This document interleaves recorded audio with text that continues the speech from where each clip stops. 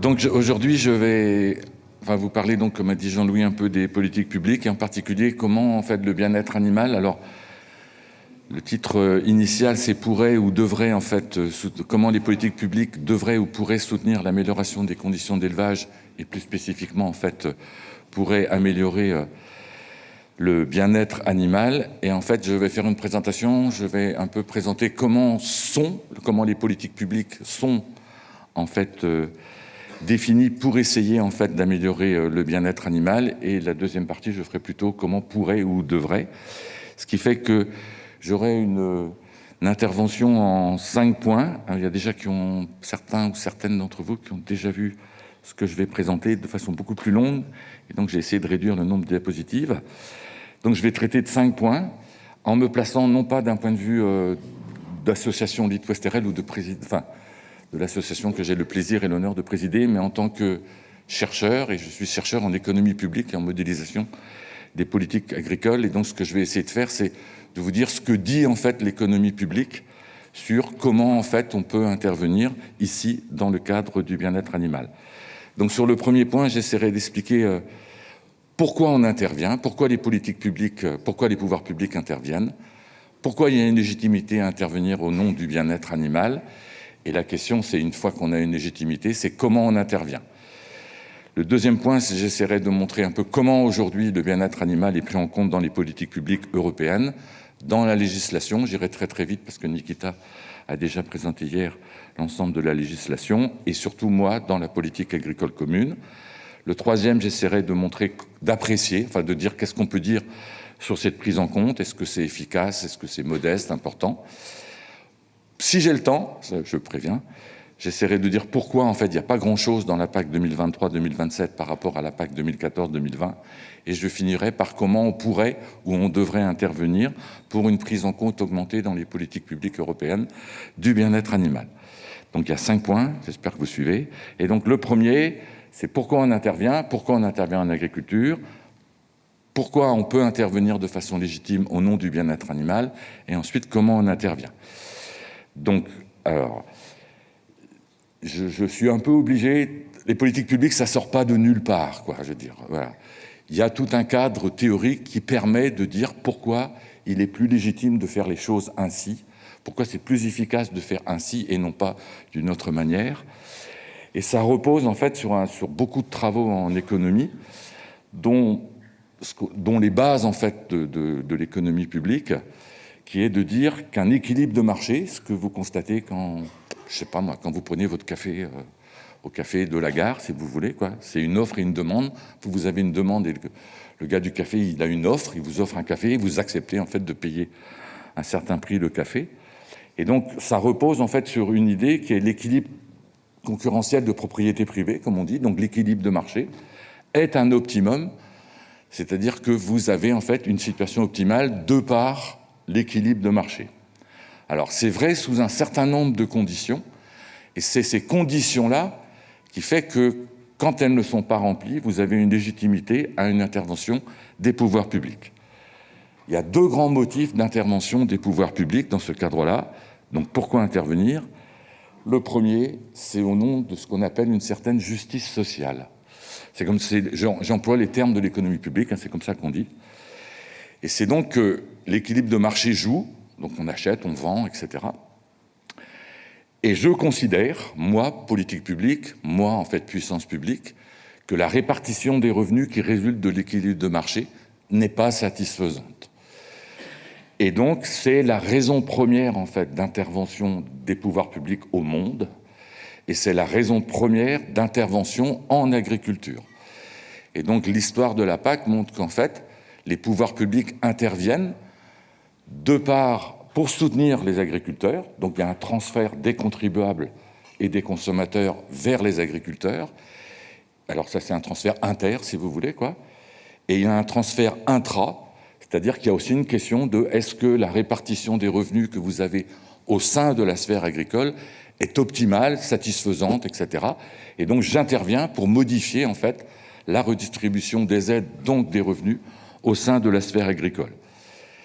Et comme je ne veux pas trop perturber, en fait, l'efficacité du marché, Les interventions au nom de la modification de la distribution des revenus, c'est essentiellement via des aides forfaitaires.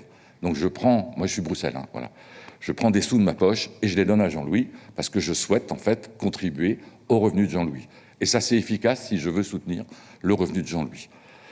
La deuxième grande raison en fait d'intervention, c'est quand les théorèmes qui permettent de dire qu'un équilibre est un optimum ne sont pas satisfaits dans la réalité. Et il y a beaucoup de raisons qui font que ça n'est pas satisfait. La première, c'est qu'il faut qu'il y ait concurrence pure et parfaite sur tous les marchés, c'est-à-dire que personne ne soit en mesure de jouer en fait sur les prix et d'avoir une influence sur ceux-ci, alors que vous voyez bien en fait que dans la vraie vie, comme on dit, il y a des acteurs qui ont une capacité de peser en fait sur les prix. Regardez la difficulté qu'on a avec la loi Egalim 1, 2, 3, etc., où on essaie de corriger parce qu'on considère que certains acteurs jouent en fait et peuvent avoir un pouvoir sur les prix. La deuxième grande raison, c'est qu'il faut qu'il y ait des marchés partout, ce qui n'est pas le cas. Regardez l'assurance, et en particulier l'assurance climatique. Les marchés sont incomplets. La troisième, et je passe, c'est qu'il ne faut pas qu'il y ait de rendement croissant, donc ça ne s'applique pas, par exemple, aux centrales nucléaires. Mais ce qui nous intéresse, nous, ici, c'est surtout, et la quatrième raison, c'est quand il y a des effets externes de production et de consommation. Alors, un effet externe, c'est un effet qui ne transite pas sur le marché. Donc, si je m'assois à côté de Jean-Louis, si je fume une cigarette, il va, grand plaisir à Jean-Louis, bénéficier de la fumée de la cigarette, sans qu'il ait rien payé, hein, sans qu'il ait rien demandé, sans qu'il m'ait rien donné non plus. Et ça, c'est un effet externe, négatif, je pense, pour Jean-Louis, qui ne supporte pas la fumée. Mais vous aussi, vous allez tous en bénéficier, si j'ose dire, ou en pâtir, comme vous voulez. Et donc, c'est un effet externe qui ne passe pas par les prix. Et donc, en agriculture, il y a beaucoup d'effets externes. Il y a des effets externes, en fait, qui sont positifs. Voilà, c'est l'exemple classique, en fait, de l'arboriculteur et de l'apiculteur. Et il y a des effets externes négatifs, qui sont toutes les pollutions et les impacts négatifs sur le climat de l'activité agricole. Ça ne transite pas par les prix. Et donc, il y a une légitimité et une intervention des pouvoirs publics pour essayer de corriger ces effets externes. Et c'est un des motifs aujourd'hui principaux d'action de les pouvoirs publics en agriculture. Et après, dans les effets externes, il y a les biens publics. Et les biens publics, c'est un effet externe particulier. C'est un effet externe de consommation dans lequel tout le monde, en fait, consomme le bien. Alors, je vais dire, on va toujours reprendre. J'allume une cigarette ici, dans la salle. Vous n'avez pas le droit, mais voilà. Vous allez tous bénéficier de la fumée, ou pâtir de la fumée. Jean-Louis plus parce qu'il est au premier rang. Marie un peu moins que Jean-Louis parce qu'elle est au deuxième, et encore moins au fond. Mais tout le monde va en pâtir, quoi. Et du coup, la question, c'est comment je régule en fait ces activités, en particulier ces biens publics. Troisième point, j'espère que vous suivez, c'est est-ce que le bien-être animal a des caractéristiques qui feraient qu'il y ait une légitimité de l'intervention publique? Et il y en a oui, la réponse est oui, au titre que le bien-être animal peut être considéré comme un bien public. Alors je vais essayer de vous montrer ça rapidement. Il y a des formalisations, mais enfin bon, je passe, quoi. L'exemple typique, c'est je suis breton, voilà, et donc depuis que je suis tout petit, moi je mange de la charcuterie. C'est peut-être pas bon pour ma santé, mais c'est un autre problème. Voilà, j'ai été élevé comme ça, j'adore ça. Et ça, c'est mon problème, à la limite. Donc, je vais, en fait, acheter de la charcuterie, mettons du saucisson, je prends cet exemple-là, parce que ça m'apporte une satisfaction, parce que j'aime ça, et je vais comparer ma satisfaction au coût, en fait, d'achat du saucisson, de l'andouille, enfin, de tout ce que vous voulez, quoi. Si ça ne joue que sur moi, il n'y a pas d'effet externe, voilà. Donc, il n'y a pas de raison que l'État intervienne. Et il y a une légitimité à une intervention des pouvoirs publics parce que dans mon achat de consommation de saucisson, je vais garder cet exemple-là, je me soucie du niveau de bien-être associé aux cochons qui ont donné lieu au saucisson. Et je me soucie non seulement pour ma consommation personnelle, donc je peux payer un peu plus cher du saucisson issu d'élevage, mettons plus respectueux du bien-être animal, mais surtout, je me préoccupe des conditions de bien-être dans tous les élevages, voilà, et je voudrais que ce soit mieux dans tous les élevages. en passant, que les produits soient consommés ou ne soient pas consommés. Ça, c'est une autre question. Et c'est ça qui fait l'effet externe. Donc je vais non seulement tenir compte de ma satisfaction personnelle à manger du saucisson, mais je serai mieux, donc j'aurai une plus grande satisfaction, si en fait, de façon générale, vous avez produit le saucisson dans des conditions plus respectueuses du bien-être animal, de l'environnement, etc. Et c'est ça qui crée l'effet externe, et c'est ça qui crée le bien public. Parce que si Jean-Louis mange le deuxième saucisson, il ne mange pas le bien-être. Et donc, ce n'est pas sa consommation de saucisson qui joue en fait sur le niveau de bien-être stricto sensu du saucisson qu'il achète. Et c'est par là que vous avez un effet externe, et c'est par là que vous avez en fait une légitimité à une intervention des pouvoirs publics. Quatrième point, donc on intervient pour corriger des effets externes, le bien-être c'est un bien public, et après la question c'est comment j'interviens. Alors on dit toujours j'interviens pour être efficace. Ok, ça c'est le leitmotiv, etc. Le problème c'est qu'il y a des milliards de manières d'intervenir, et je vais vous montrer sur deux exemples, enfin sur un seul pour aller plus vite. C'est soit je considère que, en termes de climat, d'environnement et de bien-être, les éleveurs ne font pas suffisamment d'efforts. Et dans ce cas-là, je vais les pénaliser pour qu'ils fassent plus d'efforts. Et dans ce cas-là, j'applique ce qu'on appelle le principe pollueur-payeur. Je considère au sens large que c'est de la responsabilité des éleveurs et des filières de façon générale de faire des efforts, et donc je les pénalise pour que, en fait, ils augmentent le niveau de bien-être, qu'ils réduisent leur empreinte climatique, qu'ils réduisent les impacts sur l'environnement. Et je vais restaurer l'optimalité de cette manière-là, en faisant porter la charge en fait, de la restauration sur les éleveurs. Mais en fait, on peut obtenir exactement le même effet, non pas en les pénalisant, mais en les subventionnant. Donc je subventionne mes éleveurs de telle façon qu'ils augmentent le bien-être, qu'ils réduisent leur empreinte sur le climat, qu'ils réduisent leur empreinte sur l'environnement. Et donc j'agis contrairement au principe pollueur-payeur. Et du coup, je restaure l'optimalité, mais évidemment, j'ai des conséquences distributives très différentes. C'est-à-dire que je leur donne de l'argent, et quand je leur donne de l'argent, il faut que je récupère l'argent ailleurs, et du coup, c'est le contribuable qui paye ici. Et si vous voulez, donc toute la logique va être de dire j'ai une légitimité d'intervenir, et ensuite il y a des choix politiques qui dictent la manière dont vous allez intervenir. Et dans la PAC, vous avez à la fois du principe pollueur-payeur et du principe qui est un peu contraire au principe pollueur-payeur, c'est-à-dire que vous allez dire l'agriculteur fournit, donc je lui donne une aide pour qu'il fournisse plus. Alors, deuxième point, le BEA dans les politiques agricoles. Il y a deux manières, alors, donc après de voir comment on fera, il y a deux manières d'intervenir. Il y a via la législation et via la PAC. Donc la législation, on a vu hier avec Nikita, ça correspond aux normes minimales à respecter. Il y a une révision normalement en cours dans le pacte vert, comme elle a présenté rapidement, dont j'ignore la date de mise en œuvre et dont j'ignore en fait totalement l'ampleur qui sera prise. Et ça, c'est une application au moins implicite du principe pollueur-payeur. C'est-à-dire que c'est l'agriculteur, l'éleveur, pour ce qui nous concerne ici, qui va supporter les surcoûts de respect de la législation. Il en aura peut-être zéro, mais en règle générale, il aura des surcoûts, donc on applique de façon au moins implicite le principe pollueur-payeur. Ensuite, la deuxième manière d'intervenir, c'est dans la PAC, donc la politique agricole commune qui gouverne en fait l'agriculture française et l'agriculture des États membres européens. Alors, dans la PAC appliquée depuis janvier 2023, il y a 9 objectifs spécifiques qui sont figurés sur la slide de droite. Il y en a 3 qui sont d'ordre économique. En passant, alors il y a le revenu, la compétitivité et l'équilibre de marché dans les filières. Je vous ferai remarquer que rééquilibrer les pouvoirs de la chaîne alimentaire, ça revient à dire que je ne suis pas content, en fait, avec l'équilibre tel que je le vois, parce que je considère qu'il y a des acteurs qui ont une influence sur le marché, sur les prix. Il y a 3 objectifs environnementaux, le climat, la biodiversité et les paysages, et puis le reste des comportements environnementaux. Et il y a 3 objectifs sociétaux, que je vous laisse découvrir, dont le renouvellement génération.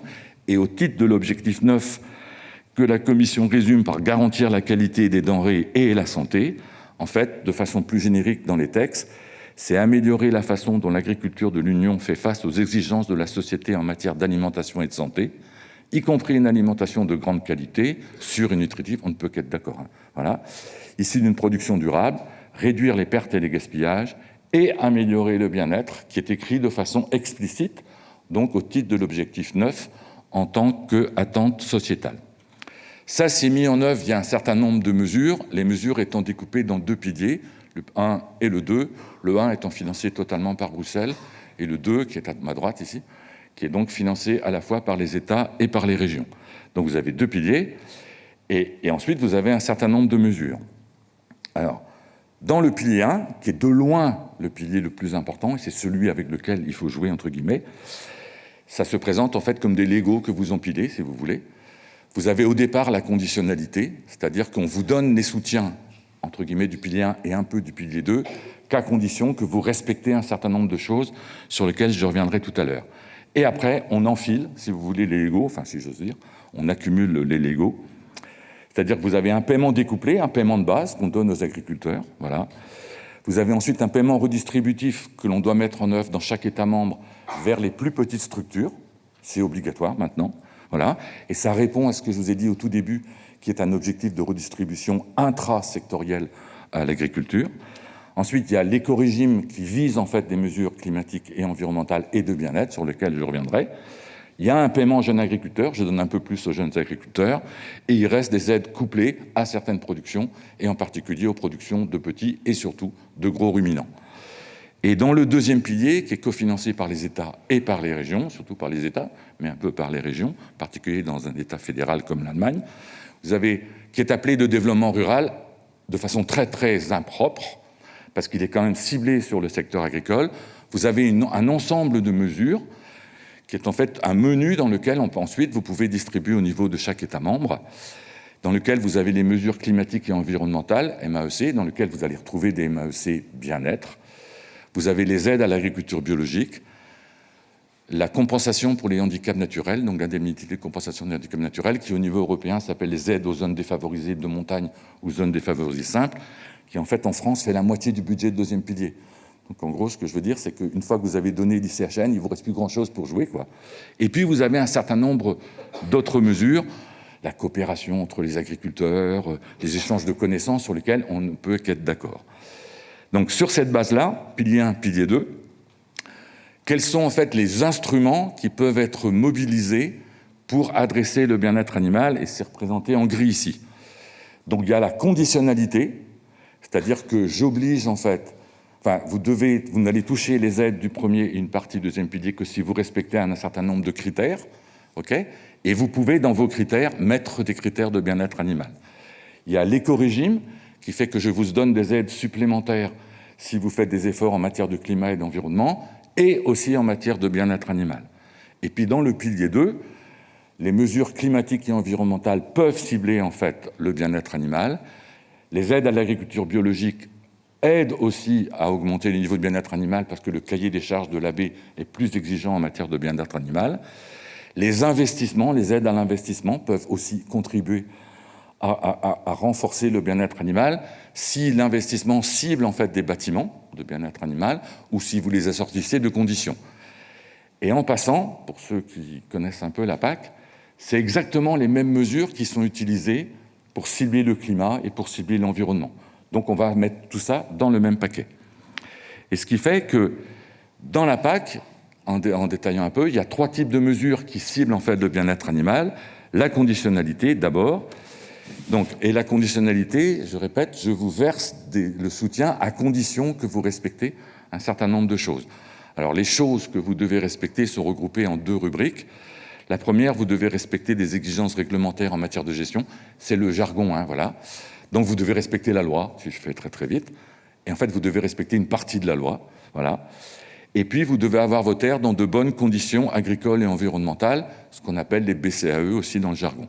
Ça cible l'environnement, la santé animale, la santé végétale, la santé publique et le bien-être animal. Et le bien-être animal, il est uniquement concerné par les exigences réglementaires, encore par une partie de ces exigences réglementaires. C'est à nouveau une application du principe pollueur-payeur, si vous suivez. C'est-à-dire que je vous oblige à respecter, vous éleveurs, et donc vous devez en fait respecter, et les coûts de respect sont à votre charge. Et c'est un mécanisme de sanction qui est bienvenu, c'est comme ça qu'on peut dire, quoi, dans la mesure où la législation européenne, comme l'a présenté Nikita, elle est appliquée de façon lacunaire, hétérogène dans les différents États membres. Et donc ça peut être bienvenu si ça aide en fait à harmoniser l'application de la législation européenne dans les différents États membres. Et donc du coup on peut se poser la question de pourquoi on n'a mis qu'une partie de la législation. Il y a des raisons sur lesquelles on pourra revenir, mais en tout cas c'est une bonne question. Le deuxième instrument, c'est les mesures du deuxième pilier. Et en particulier dans ce cadre-là, ça Christine l'a un peu dit hier, il y a 3 types de mesures principales qui ciblent le bien-être animal. Il y a une MEC spécifique qui est la mesure 14, d'accord, qui est spécifiquement dédiée au bien-être animal, qui a été adoptée en fait par une majorité d'États membres, mais pas le nôtre, enfin pas en France, voilà, et qui sert essentiellement à financer des infrastructures, plus exactement le surcoût lié à un certain nombre d'infrastructures, et on compense donc les surcoûts. Donc là, c'est en fait une application du principe fournisseur-bénéficiaire. Il y a aussi la mesure 11 du soutien à l'AB, je l'ai dit, puisque le cahier des charges de l'AB exige plus de bien-être animal, et la mesure 4 relative aux aides à l'investissement. Donc comme dans le tiercé, dans l'ordre, 14, 11, 4, numéro complémentaire, il n'y en a pas. Et donc c'est une application explicite du principe fournisseur-bénéficiaire. Donc là, je considère que je vais aider en fait les agriculteurs par des mesures, par des aides, pour qu'ils fassent des efforts au-delà de la conditionnalité et de la législation. Le point, c'est que la rémunération elle est limitée à la compensation moyenne des surcoûts, c'est-à-dire que vous ne pouvez pas aller au-delà de la compensation des surcoûts. Alors, hop. Alors oui, j'ai eu un petit problème de PowerPoint parce que je n'étais pas bien réveillé. Bon, bref, ça ne doit pas être dans l'ordre. Ah si, peut-être. Bon. Et le troisième instrument, c'est la nouveauté, c'est les éco-régimes du premier pilier, qui est en fait la principale, si ce n'est l'unique nouveauté de la PAC. Vous avez, en fait, si je fais très vite, les éco-régimes, c'est des mesures de compensation offertes aux agriculteurs à condition qu'ils mettent en œuvre des pratiques et des systèmes agricoles plus respectueux du climat, de l'environnement et du bien-être animal. La Commission européenne a défini un certain nombre de domaines dans lesquels vous devez définir vos éco-régimes. Donc il y a la réduction des émissions de gaz à effet de serre, l'adaptation au changement climatique, la protection de l'eau, des quantité et qualité, la protection des sols, la protection de la biodiversité, la réduction des usages de pesticides et le bien-être animal. Et chaque État doit définir ce qu'il considère comme étant prioritaire et doit choisir au moins 2 domaines parmi ces 7. Et le dernier, j'espère que vous arrivez à voir, c'est le bien-être animal. Et vous voyez en fait que dans ces 7 domaines, sur les sols, par exemple, tous les États membres ont retenu la protection des sols. Alors, comme je l'ai déjà dit, il y a 28 plans stratégiques parce qu'il y a 2 plans belges. Voilà, ils n'ont pas réussi à se mettre d'accord entre les Wallons et les Flamands, toujours pareil. Bon. Et sur le bien-être animal, donc c'est à 100% donc, qui prennent le sol, si vous voulez, ou la protection des sols comme étant une priorité. Sur le bien-être animal, il n'y a que 11 plans stratégiques qui considèrent le bien-être animal comme étant une priorité d'action de l'éco-régime, ce qui fait que 40% seulement adressent en fait le bien-être animal via l'éco-régime. C'est pareil que les MAEC, on rémunère pour les efforts au-delà de la conditionnalité de la législation. C'est aussi une application du principe fournisseur-bénéficiaire.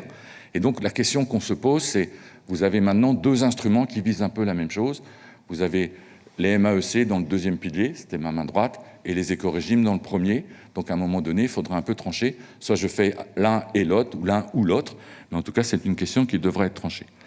3e point, appréciation de la prise en compte du bien-être animal dans les politiques publiques européennes. Alors je vais faire comme ça. Alors, l'exercice est difficile pour la PAC telle qu'elle est aujourd'hui, parce qu'on ne connaît pas encore toutes les modalités de mise en œuvre dans chaque État membre, puisque c'est en train d'être mis en œuvre. Voilà. C'est déjà difficile de connaître bien ce qui se passe en France et ce qui a été choisi. Ouais. Et du coup, c'est encore plus dur de savoir dans les autres États membres. Je ne lis pas le polonais couramment, donc j'ai un peu de mal à comprendre ce que font nos amis polonais, qui ont, par exemple, une mesure ciblée sur le bien-être animal. Et donc, si on fait une analyse très rapide, on peut essayer de voir si la PAC, historiquement et aujourd'hui, a été un vecteur de renforcement de la législation européenne et d'accélération de sa mise en œuvre dans tous les États membres. Alors, c'est affiché dans le pacte vert, mais aujourd'hui, il y a un grand décalage entre la PAC et le pacte vert.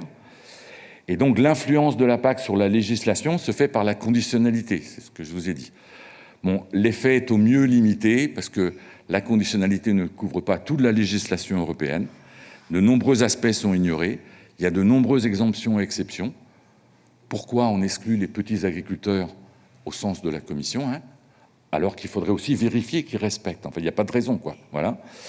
Et en fait, le mécanisme des pénalités est trop peu dissuasif, ce qui fait que l'effet, il est au mieux très limité. Et la deuxième chose, c'est la PAC comme vecteur incitatif à aller au-delà de la conditionnalité de la législation, soit via les mesures du deuxième pilier, soit via les mesures de l'éco-régime.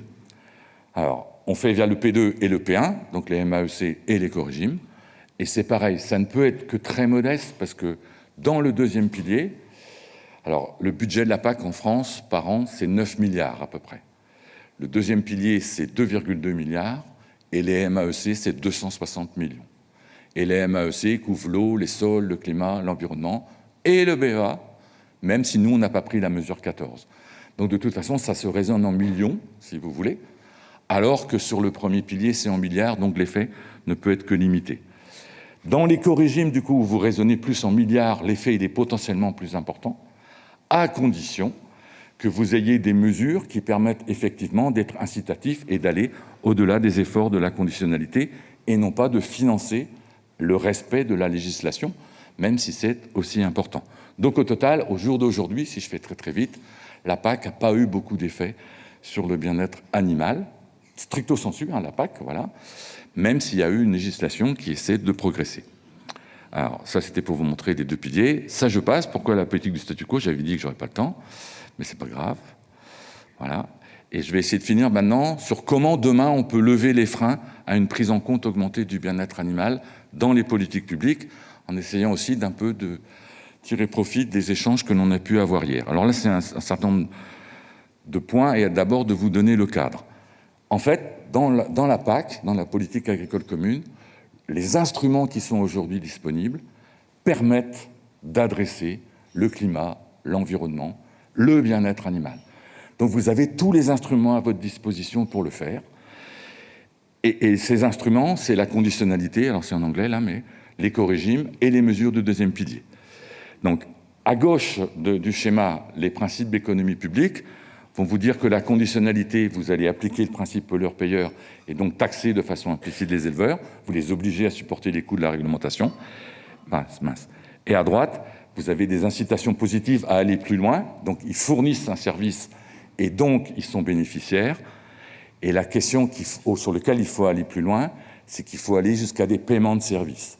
Donc reconnaître que l'éleveur fournit un service et donc rémunérer ce service. Et à droite du schéma, c'est ce que je vous ai dit, il y a deux instruments, les MAEC et les éco-régimes, qui font un peu la même chose. L'un étant totalement financé par Bruxelles, l'autre étant cofinancé par les États et les régions.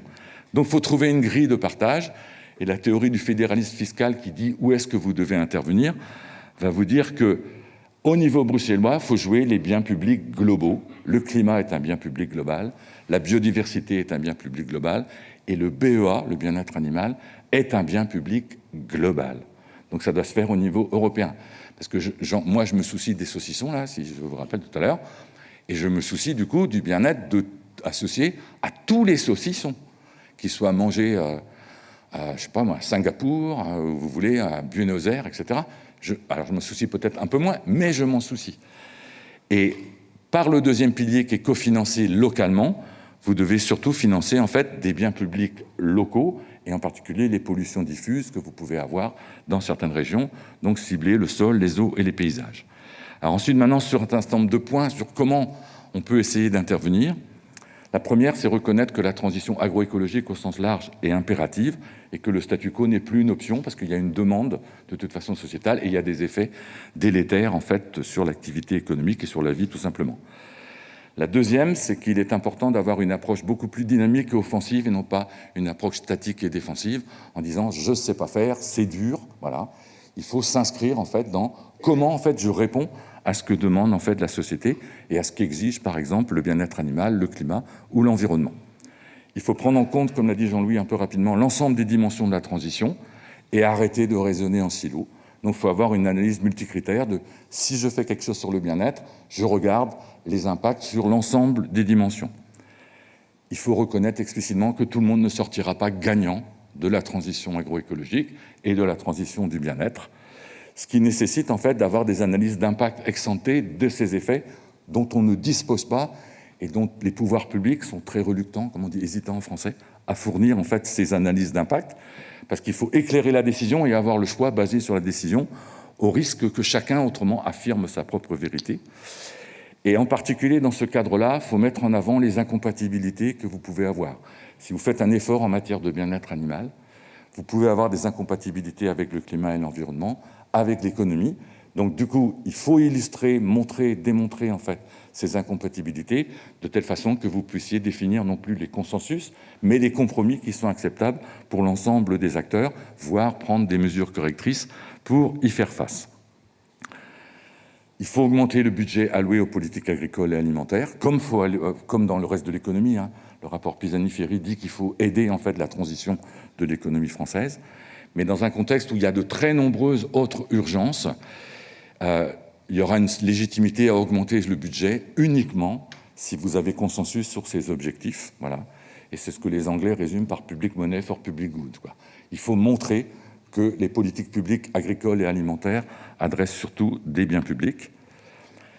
Vous pouvez rendre la transition en fait progressive pour permettre l'adaptation. Il y a un risque réel que la transition devienne un statu quo et que je refuse du coup la transition. Du coup, il est très important de définir le cap de long terme, la trajectoire vers le cap de long terme, et de définir des jalons le long de la trajectoire. Et c'est ce que faisait ou voulait faire le Pacte vert, dont vous savez un peu tous qu'il a du plomb dans l'aile quand même, quoi. Bon, et c'est dommage parce qu'il donnait quand même un cap, et un cap cohérent sur l'ensemble des politiques agricoles et alimentaires et l'ensemble des systèmes. Il ne faut pas se priver de sources a priori de gains de productivité, la génétique, l'agriculture de précision et d'autres. Voilà. Il n'y a pas de raison de se priver a priori parce que la productivité permettra en particulier de lever un certain nombre de trade-offs. Il faut essayer de développer des solidarités que moi j'appelle verticales et horizontales, verticales dans les acteurs des filières et horizontales entre les acteurs des territoires, de telle façon que vous ne fassiez pas porter l'effort sur le seul maillon premier, l'agriculteur, ou sur le seul maillon terminal, c'est-à-dire le consommateur final. Alors je vais dire un point là-dessus. Par exemple, ceux qui connaissent, il y a un dispositif en phyto, ça n'a rien à voir avec le bien-être, qui s'appelle le certificat d'économie des produits phytosanitaires. Donc on demande aux agriculteurs de faire un effort, et en fait on demandait aux acteurs d'amont et d'aval de leur fournir des solutions, et ils étaient pénalisés s'ils ne fournissent pas des solutions. Et c'est une manière de rendre les choses solidaires et de ne pas faire porter l'effort sur les seuls ici agriculteurs de culture. Voilà. Ça a été complètement dévoyé. Je parle pour moi, là, hein, voilà, je ne parle pas au nom de l'INRA. Voilà. Et donc, en fait, on a complètement dévoyé le système de telle façon qu'on arrive à dire qu'il est inefficace. Donc, c'est une usine à gaz, mais en fait, c'est une boule de neige, quoi. Enfin, on s'enferme dans un cercle vicieux, alors que c'est une manière de rendre les choses solidaires. Il faut exploiter le consentement à payer des consommateurs. Une partie est prête à payer davantage son alimentation. Et là, la question qu'il faut adresser, c'est comment vous permettez à tout le monde d'avoir l'accès équilibré, enfin l'accès à une alimentation saine et équilibrée. Et comme c'est un problème de demande, c'est par des actions à la demande qu'il faut jouer, d'où la question des chèques alimentaires.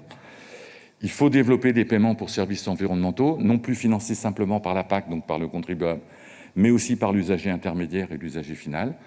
Et ça veut dire créer des marchés. Donc il faut que l'agriculture rentre dans le marché du carbone, par exemple. Il faut imaginer des marchés du bien-être animal dans lesquels on oblige les acteurs des territoires aussi à avoir ce respect.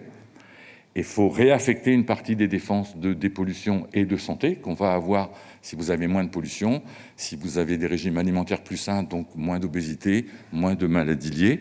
Il faut avoir le courage de les réaffecter.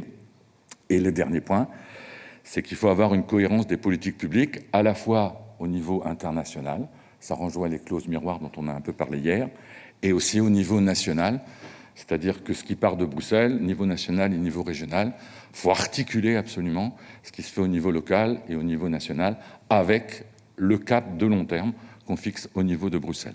Et je finirai, même si je suis un peu long, en disant, plus facile à dire qu'à faire, hein, je sais bien, mais en fait, l'économie publique donne quand même une grille sur laquelle on peut se baser pour essayer de progresser dans la nécessaire transition en fait, des systèmes alimentaires européens. Merci. Bien. Merci Hervé. Si vous avez une question qui vous brûle les lèvres, on la pose, si vous la posez. Sinon, on passe à la à l'exposé suivant. Parce qu'on a un tout petit peu de retard, mais c'est pas grave, on va y aller quand même. Non, pas de questions. Alors, on va avoir un petit changement. Si, voilà. Bon, allez, j'amène le micro. J'avais pas vu la main. Merci Hervé pour cette présentation. Damien Crex, Eden. La question qui du coup me brûle les lèvres, c'est de savoir, est-ce que selon toi, le LIT peut peser sur les politiques publiques françaises, à minima, et pourquoi pas européennes, si on est ambitieux? Autrement dit, est-ce que c'est un objectif du LIT finalement, qu'à travers les nombreux résultats qu'on a produits, qui ont été présentés, finalement, il n'y a pas une perspective de valorisation par cette voie-là aussi, qui semble déterminante? Alors, très rapidement, du coup, voilà. C'est un objectif voilà, qu'on a fixé au départ dans le projet, qui est de dire comment, en fait, je peux documenter, à la fois au point de vue technique et au point de vue économique, quoi, et sur l'ensemble des dimensions de la durabilité, comme on a vu hier avec les outils multiport, multibov, l'analyse multicritère, etc., que si je fais tel ou tel effet, je vais avoir telle ou telle conséquence sur les dimensions de la durabilité, de telle façon qu'on documente en fait l'information, parce qu'aujourd'hui, en fait, on manque beaucoup de données en fait, pour documenter les résultats auprès des pouvoirs publics qui disent toujours « je ne sais pas ». Et du coup, j'avais dans une version autre du PowerPoint écrit comme ça, j'avais mis la plaie, P-L-A-I-E, des études de cas. C'est-à-dire que chacun arrive en disant « moi je connais un éleveur qui fait ça et qui s'en sort ». Et c'est très bien, hein, j'ai rien contre ça. Mais je pense que ce qui est très important, y compris dans le cadre du LIT, c'est d'avoir une documentation, voilà, de documenter les choses de façon générique et de façon statistique et de montrer ce que ça donne pour la masse des éleveurs, puisque nous, on s'adresse, comme tu sais, à la masse des éleveurs.